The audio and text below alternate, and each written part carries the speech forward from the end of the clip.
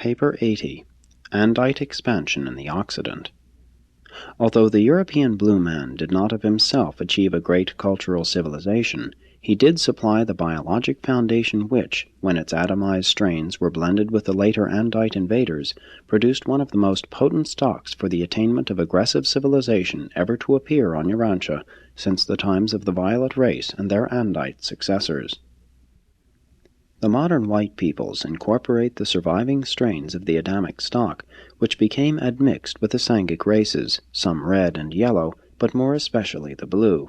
There is a considerable percentage of the original Andinite stock in all the white races, and still more of the early Nodite strains. 1. The Adamites enter Europe. Before the last Andites were driven out of the Euphrates Valley, many of their brethren had entered Europe as adventurers, teachers, traders, and warriors. During the earlier days of the Violet Race, the Mediterranean trough was protected by the Gibraltar Isthmus and the Sicilian land bridge. Some of man's very early maritime commerce was established on these inland lakes, where blue men from the north and the Saharans from the south met Nodites and Adamites from the east.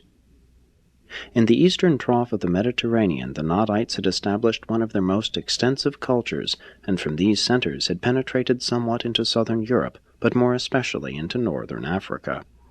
The broad-headed Nodite Andinite Syrians very early introduced pottery and agriculture in connection with their settlements on the slowly rising Nile Delta. They also imported sheep, goats, cattle, and other domesticated animals and brought in greatly improved methods of metalworking, Syria then being the center of that industry.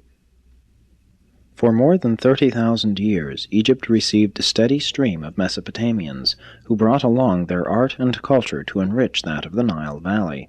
But the ingress of large numbers of the Sahara peoples greatly deteriorated the early civilization along the Nile, so that Egypt reached its lowest cultural level some 15,000 years ago. But during earlier times there was little to hinder the westward migration of the Adamites. The Sahara was an open grazing land overspread by herders and agriculturists. These Saharans never engaged in manufacture, nor were they city builders.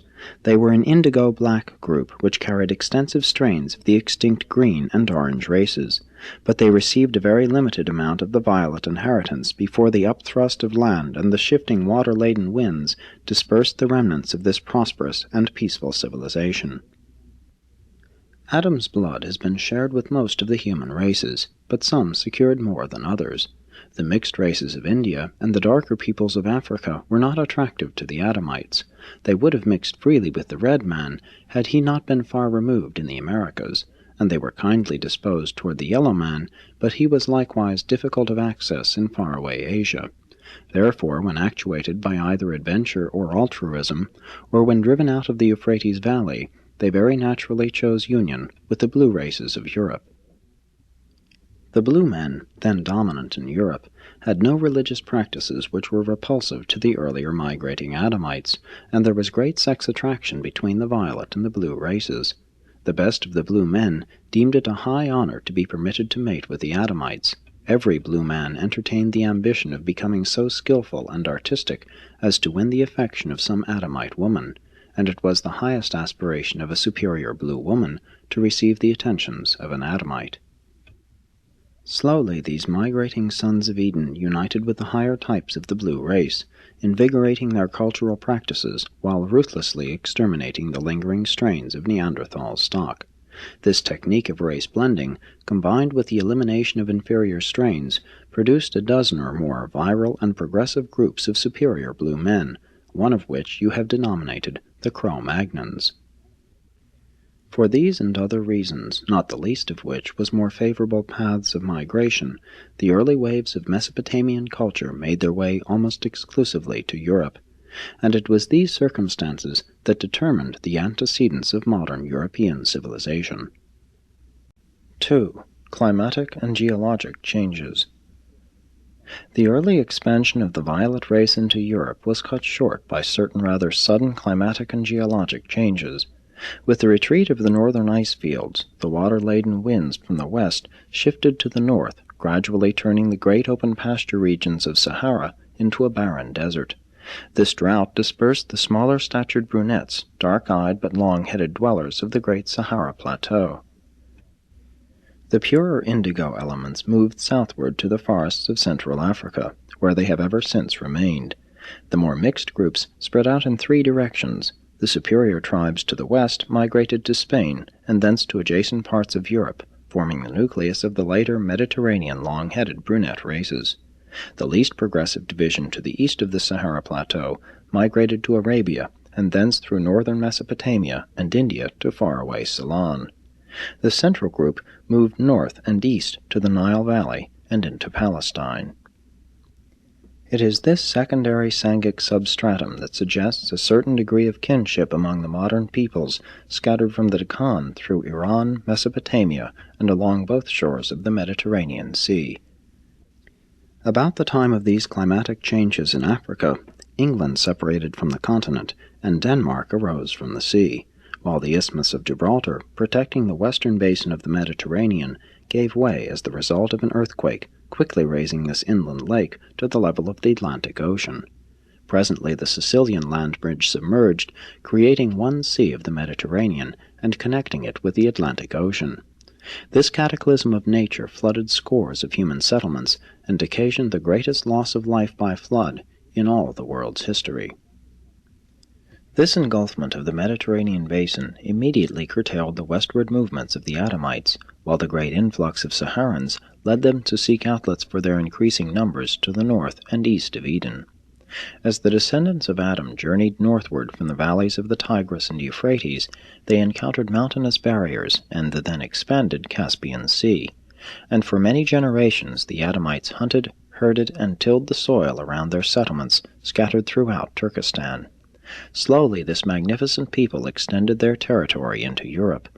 But now the Adamites enter Europe from the east and find the culture of the blue man thousands of years behind that of Asia, since this region has been almost entirely out of touch with Mesopotamia. 3. The Cro-Magnoid Blue Man. The ancient centers of the culture of the blue man were located along all the rivers of Europe, but only the Somme now flows in the same channel which it followed during pre-glacial times. While we speak of the blue man as pervading the European continent, there were scores of racial types. Even 35,000 years ago, the European blue races were already a highly blended people, carrying strains of both red and yellow, while on the Atlantic coastlands and in the regions of present-day Russia, they had absorbed a considerable amount of Andinite blood, and to the south were in contact with the Saharan peoples. But it would be fruitless to attempt to enumerate the many racial groups. The European civilization of this early post-Adamic period was a unique blend of the vigor and art of the blue men with the creative imagination of the Adamites. The blue men were a race of great vigor, but they greatly deteriorated the cultural and spiritual status of the Adamites. It was very difficult for the latter to impress their religion upon the Cro-Magnoids because of the tendency of so many to cheat and to debauch the maidens. For 10,000 years religion in Europe was at a low ebb as compared with the developments in India and Egypt. The blue men were perfectly honest in all their dealings and were wholly free from the sexual vices of the mixed Adamites. They respected maidenhood, only practicing polygamy when war produced a shortage of males. These Cro-Magnon peoples were a brave and far-seeing race. They maintained an efficient system of child culture. Both parents participated in these labors, and the services of the older children were fully utilized. Each child was carefully trained in the care of the caves, in art, and in flint-making.